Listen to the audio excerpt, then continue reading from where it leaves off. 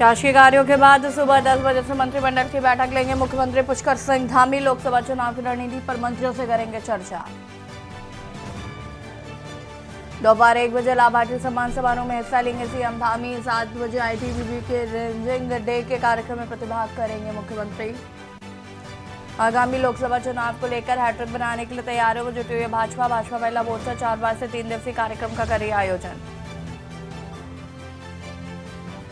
BJP महिला मोर्चा की तरफ से आज रन फॉर पीएम मैराथन दौड़ का आयोजन किया गया है। मैराथन दौरान दौड़ने वाली महिलाएं मोदी को वोट देने की करेंगी अपील। लोकसभा चुनाव को लेकर भाजपा की तैयारी लगातार जारी। 4 और 5 तारीख को हरिद्वार लोकसभा में लाभार्थी सम्मेलन किए जा रहे आयोजन। रुक रुक कर हो रही बरसात के कारण पहाड़ से लेकर मैदान तक जनजीवन हुआ अस्त व्यस्त। मैदानी क्षेत्रों में ठंड के कारण बड़ी ठिठुरन, पहाड़ों पर बिछी बर्फ की सफेद चादर। आप देख रहे हैं के न्यूज, खबरों का सारथी। नमस्कार, खबर उत्तराखंड में आप सभी का स्वागत है। मैं हूं आपके साथ यशी शुक्ला। मुख्यमंत्री पुष्कर सिंह धामी का आज का कार्यक्रम आपको बता देते हैं 10:30 बजे।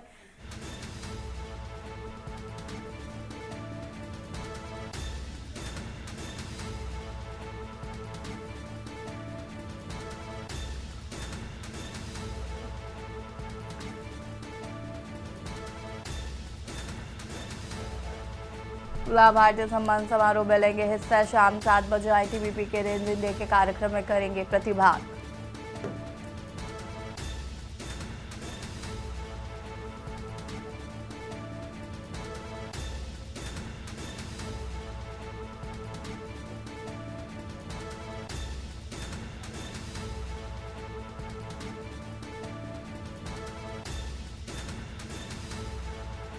और इसी खबर पर ज्यादा जानकारी के लिए संवाददाता अंकित काला हमारे साथ जुड़ चुके हैं। अंकित, क्या कुछ जानकारी है मुख्यमंत्री पुष्कर सिंह धामी के कार्यक्रम को लेकर? देखिए, मुख्यमंत्री पुष्कर सिंह धामी का आज काफी व्यस्तम कार्यक्रम है यशी। मुख्यमंत्री अभी शासकीय कार्य निपटाते हुए नजर आएंगे सुबह 10:15 बजे तक। फिर 10:30 बजे को उनका सचिवालय पहुंचने का कार्यक्रम है। सचिवालय में कैबिनेट की बैठक बुलाई गई है। कैबिनेट की बैठक में वो प्रतिभाग करेंगे। उनकी अध्यक्षता में कैबिनेट की बैठक होगी।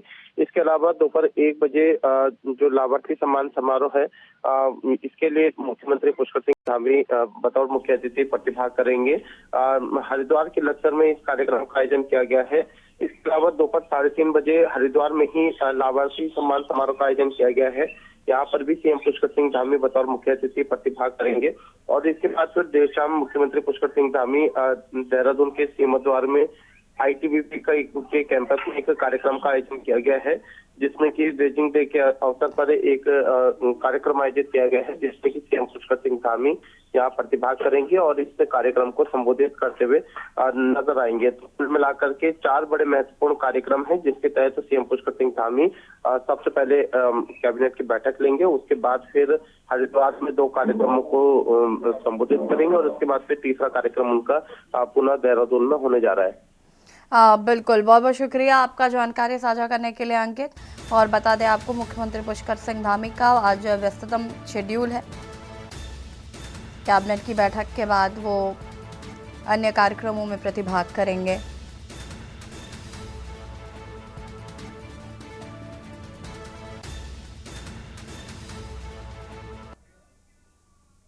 देहरादून से खबर आपको बता देते हैं, जहां पर लोकसभा चुनाव को लेकर जो तैयारियों में जुटी बीजेपी की चुनाव में हैट्रिक लगाने की तैयारी। बीजेपी महिला मोर्चा ने चुनाव के लिए कसी कमर। महिला मोर्चा आयोजित कर रहा है कार्यक्रम। महिला मोर्चा का आज मैराथन दौड़ का कार्यक्रम। मैराथन में दौड़ लगाएगी मोर्चा की महिलाएं। 3 दिवसीय कार्यक्रम का किया गया है आयोजन। मोदी को वोट देने की करेंगी लोगों से अपील।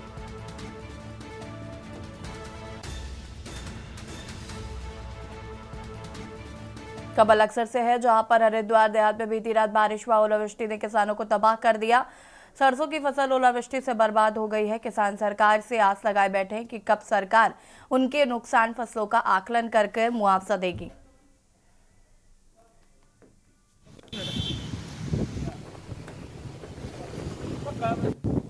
तक का मांग तो हमें कर रही है, हमें इसकी मांग का कुछ मुआवजा मिलना चाहिए।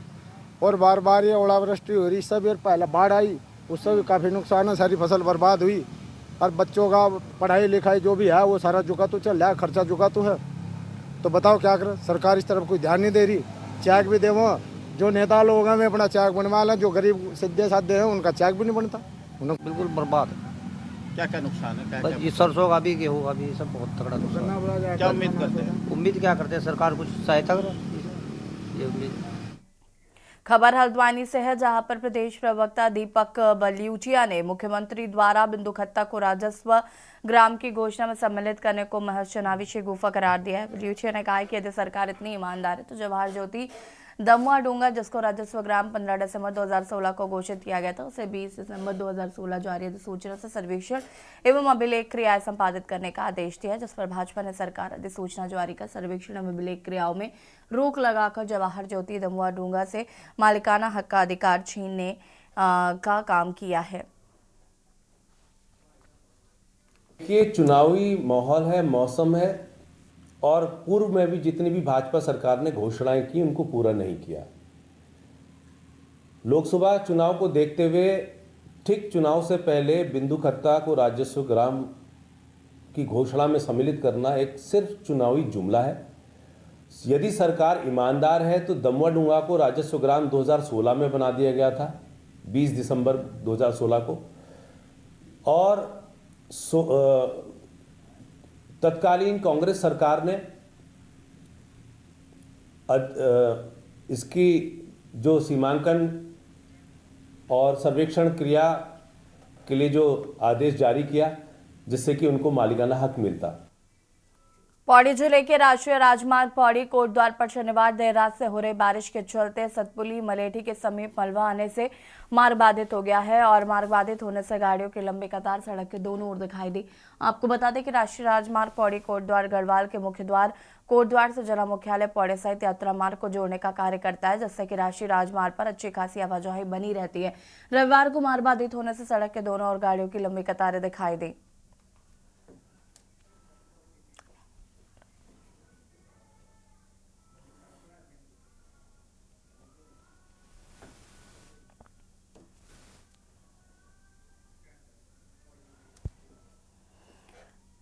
खलाडूंगी व कोचाबाग मंडल अंतर्गत सिंचाई नहरों के निर्माण व जीर्णोद्धार के लिए 22 करोड़ की योजनाओं का शिलान्यास किया गया है, जिसमें सिंचाई पुलों व नहरों का निर्माण व जीर्णोद्धार का कार्य किया जा सके।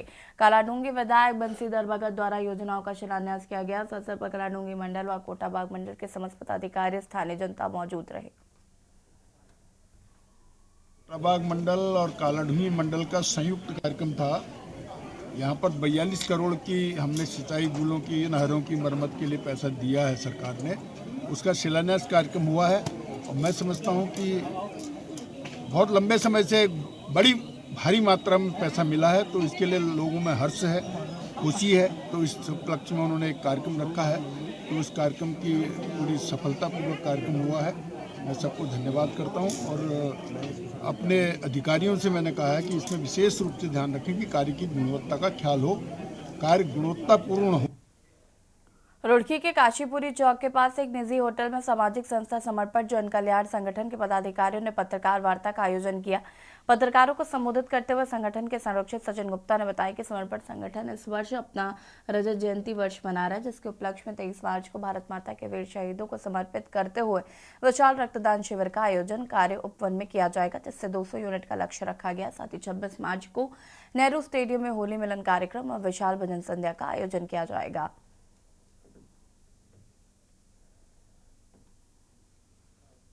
माध्यम ये होता है कि अपने बारे में जानकारियां देना। हमारे जो आपकी संस्था है, हमारी आपकी संस्था है समर्पण, रजत जयंती वर्ष में इस वर्ष पहुंची है। तो इस साल जो भी कार्यक्रम होने हैं, तो रजत जयंती को मनाते हुए कार्यक्रम होना है, जिसका प्रारंभ 23 मार्च को शहीद दिवस पर शहीदों को श्रद्धांजलि अर्पित करते हुए रक्तदान शिविर का आयोजन किया जाएगा। और साथ में ही 2 दिन बाद होली है। हर साल हम होली का कार्यक्रम रखते हैं, परिवार होली मिलन रखते हैं। इस बार आम जनता के लिए वो होली मिलन समारोह रहेगा, स्थान उसका नेहरू स्टेडियम में। ये हमारा सनातन धर्म, जैसे हम जुड़े हुए हैं और सनातन धर्म की आज लहर चली हुई है, सनातन धर्म के ऊपर ही आधारित हमारी भजन संध्या कार्यक्रम रहेगा। पूजा सखी नाम से भजन गायिका हैं जो इसमें आ रही हैं। समर्पण ग्रुप के द्वारा की गई है और समर्पण ग्रुप की रजत जयंती है। 25 वर्ष पूरी हो रहे हैं इस साल। तो इस साल के जो कार्यक्रम है काफी भव्य कार्यक्रम होंगे। 23 तारीख को रक्तदान शिविर का कार्यक्रम रखा गया है, जिसमें कोशिश की जाएगी कि 200 से ज्यादा यूनिट जो है रक्तदान की हम इकट्ठा कर सकें और लोगों के जीवन को बचा सकें। 26 तारीख का प्रोग्राम जो है नेहरू स्टेडियम में होली मिलन का समारोह का है, उसमें भजन संध्या होगी और सभी शहरवासियों से मेरा निवेदन है कि वो अपने परिवार के साथ उस भजन संध्या में जरूर आए और भगवान श्री कृष्ण का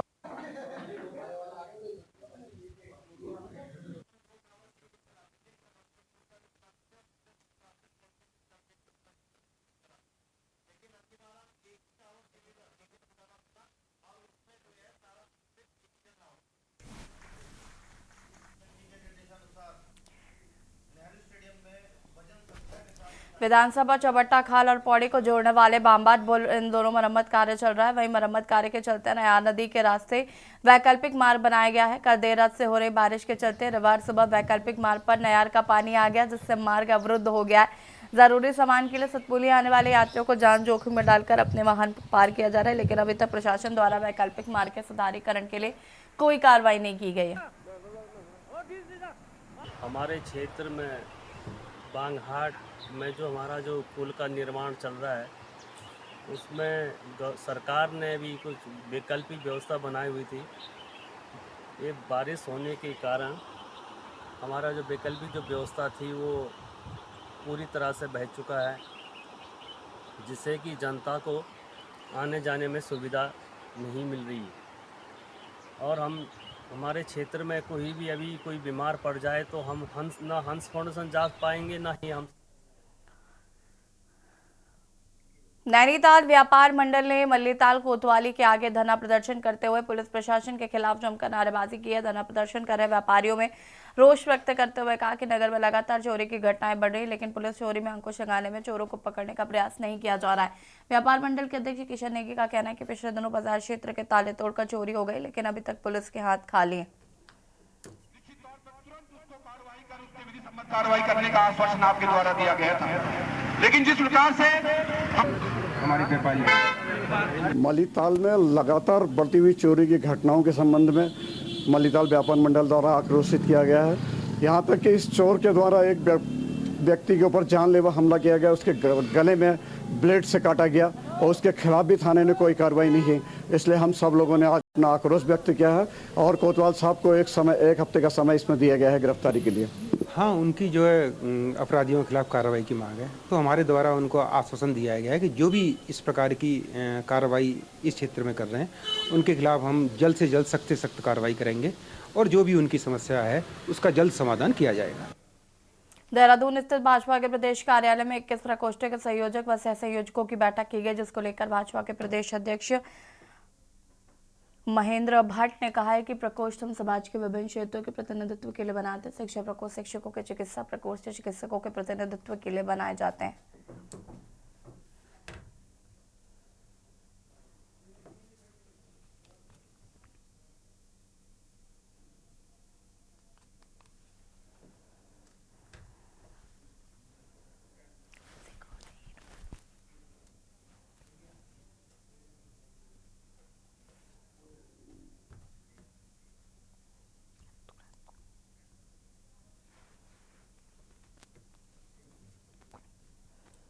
लक्ष्य क्षेत्र में देर रात से हो रही रुक रुक कर बारिश ने कोहराम मचा रखा है। वहीं दूसरी तरफ खानपुर क्षेत्र में आसमानी बिजली गिरने से 2 परिवार के कई लोग जख्मी हो गए हैं, मकान भी ध्वस्त हो गए हैं। आपको बता दें, मौसम विभाग का अनुमान बिल्कुल सटीक साबित हुआ। देर रात तेज हवाओं के साथ बारिश शुरू हुई, बादलों में गड़गड़ाहट के साथ ही क्षेत्र के कई स्थानों पर जमकर ओलावृष्टि हुई। इसी बीच खानपुर केंद्र परिवार के मकान पर भारी गड़गड़ाहट के साथ ही आसमानी बिजली गिर गई।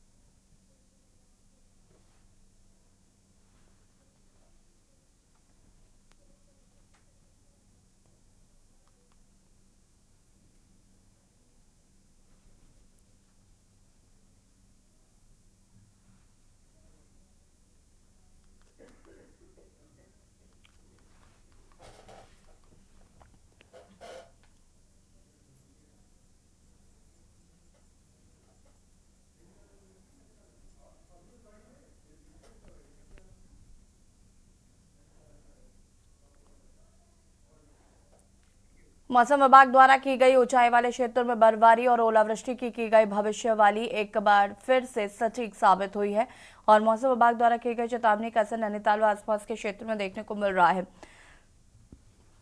कल से नैनीताल में बारिश हो रही है। आज नैनीताल के ऊंचाई वाले इलाकों में जमकर ओले गिरने से काश्तकारों के खेतों में खड़ी मटर सहित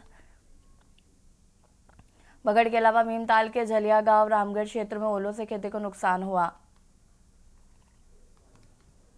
जैसा कि बहुत लंबे समय के बाद पूरे क्षेत्र में बारिश हुई और जिस तरीके से ग्राम पंचायत जंगलिया गांव तथा अन्य नज़दीकी क्षेत्रों में भारी ओलावृष्टि हुई है, जिसमें क्षेत्र के किसानों की पूर्ण रूप से कमर टूट गई है और अत्यंत मटर को नुकसान हुआ है। फल फूल साग सब्जी पूर्ण रूप से नष्ट हो गए हैं। मेरा राजस्व विभाग के अधिकारियों से और हमारे उद्यान विभाग के कर्मचारी तथा कृषि विभाग के कर्मचारियों से अनुरोध है कि तत्काल स्थलीय मुआयना कर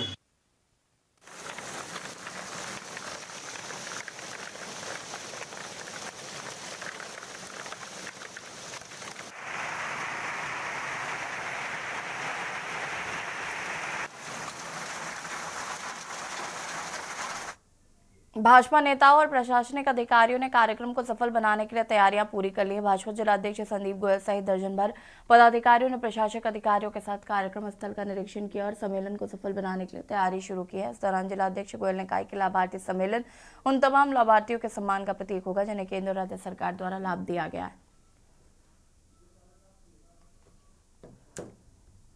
देखिए, कल लाभार्थी सम्मान समारोह का आयोजन है और हमारे लिए खुशी की बात है कि हमारे मुख्यमंत्री, हमारे भाजपा के प्रदेश अध्यक्ष, राज्यसभा सांसद महेंद्र भट्ट जी हमारे बीच में कल यहाँ पर रहने वाले हैं और हजारों लोग यहाँ पर रहेंगे। जनता में भारी उत्साह है और लाभार्थी सम्मान समारोह है, क्योंकि आज जो केंद्र की हमारी योजनाएं हैं या राज्य सरकार की योजनाएं, आदरणीय प्रधानमंत्री नरेंद्र मोदी जी की योजनाओं का, आदरणीय पुष्कर सिंह धामी जी की योजनाओं का लाभ प्रत्येक जनता को मिला है। माननीय मुख्यमंत्री जी का कल कार्यक्रम हो रहा है लक्सर में और उससे भारतीय जनता पार्टी के साथ साथ ही सभी जो क्षेत्र की जनता उनमें बड़ा उत्साह है। जो हमारे लाभार्थी है जिन्हें केंद्र सरकार से और राज्य सरकार से लाभ मिल रहा है, चाहे आयुष्मान कार्ड हो, चाहे सम्मान निधि हो, चाहे गैस सिलेंडर हो और चाहे बहुत सी योजनाएं जो केंद्र सरकार को राज्य सरकार की है वो जो मिल रही है उन लाभार्थियों के लिए आज कल मुख्यमंत्री जी का कार्यक्रम है। आगामी लोकसभा चुनाव को लेकर प्रशासन द्वारा तैयारियां शुरू कर दी गई हैं। हालांकि अभी भारत निर्वाचन आयोग द्वारा चुनाव की तिथियों का ऐलान नहीं किया गया है, लेकिन फिर भी लोकसभा चुनाव को लेकर शांति व्यवस्था बनाने के लिए पुलिस व प्रशासन ने अपनी तैयारियां शुरू कर दी हैं।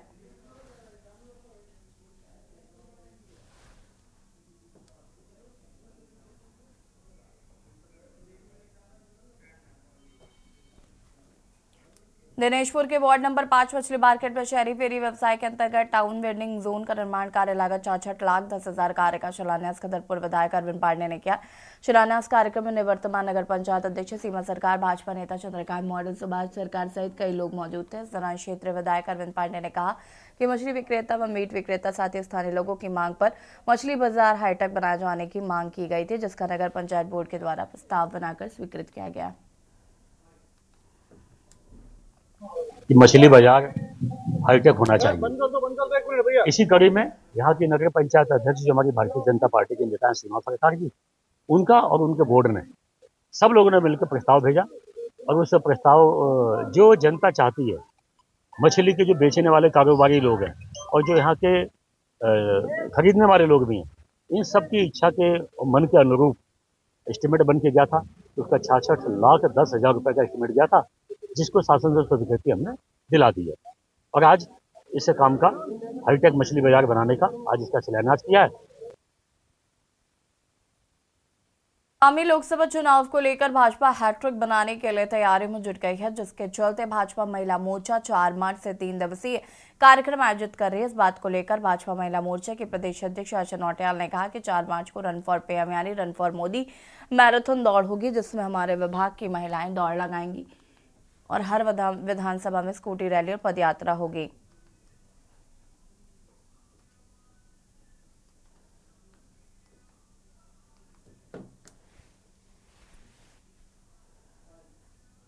ये 4 मार्च को हमारा run for Modi, run for PM marathon दौड़ होगी और उसमें जो हमारे विभाग हैं उनके द्वारा महिलाएं दौड़ लगाएंगी, मैराथन करेंगी और महिला मोर्चा उनके स्वागत में वहाँ खड़ा रहेगा, उनका प्रोत्साहन करेगा। ये दौड़, ये मैराथन हमारे देश के यशस्वी प्रधानमंत्री मोदी जी के लिए समर्पित होगी। युवा पीढ़ी को शादी का महत्व बताने व उसके उपरांत आपसी सहयोग से जीवन चलाने के उद्देश्य को लेकर प्री वेडिंग काउंसलिंग कार्यक्रम का आयोजन किया गया, जिसमें पूर्व मुख्यमंत्री त्रिवेंद्र सिंह रावत, महिला मोर्चा प्रदेश अध्यक्ष कुसुम कंडवाल, मुख्य अतिथि व अधिवक्ता रवि सिंह नेगी मुख्य वक्ता के तौर पर शामिल हुए।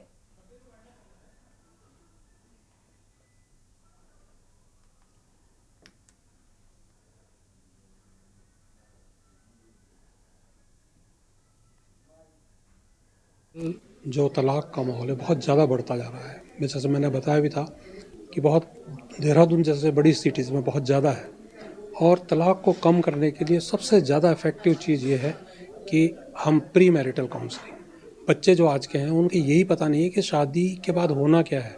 अगर उनको ये पता लग जाए कि शादी के बाद हमारी क्या जिम्मेदारियाँ हैं, सिर्फ ड्यूटीज़ नहीं रिस्पॉन्सिबिलिटीज़ भी अगर उनको पता हो तो ये बहुत कम हो जाएगा और भविष्य में पूरे समाज की मदद करेगा। देखिए, सामान्यतः क्या होता है कि जब एक समस्या खड़ी हो जाती है तब उसका समाधान ढूंढते हैं। तो समस्या खड़ी हो उससे पहले ही उसके समाधान के लिए या उसके प्रति जागरूक करने की दृष्टि से ये विवाह पूर्व परामर्श ये किया गया और इसमें तमाम जो बालक बालिकाएं हैं उनको यहाँ पर बुलाया गया था। तो मैं समझता हूँ कि इससे जो आज तलाक के या पारिवारिक विवाद जो गहरा रहे हैं, विवाद बढ़ रहे हैं, वो विवाद कम हो, समाज जुड़ा रहे। मेरी जो दोनों की बात कर रही हूँ मैं कि दोनों में ही परिवारों को आपस में सहमति बना के कि ये रिश्ता लंबा चले, परिवार टूटे नहीं, हम बच्चों पे हम अपने संस्कार दें। तो इस सब चीज़ों को लेके ये आज बड़ी अच्छी पहल की गई है और ये पहल होनी चाहिए। आज हमने पत्रक के माध्यम से, जागरूकता के कार्यक्रमों के माध्यम से आयोग भी ये कहता रहता है कि शादी से पूर्व काउंसलिंग होनी अनिवार्य है। और आज जो स्थिति आ रही है जिसके प्रतिदिन जो घर टूटते जा रहे हैं, प्रतिदिन बच्चे शिक्षित तो होते जा रहे हैं पर कहीं ना कहीं संस्कारों से दूर होते जा रहे हैं। और खबर उत्तराखंड में फिलहाल इतना ही। देखते रहिए के न्यूज़ इंडिया। नमस्कार। आप देख रहे हैं के न्यूज़, खबरों का सारथी।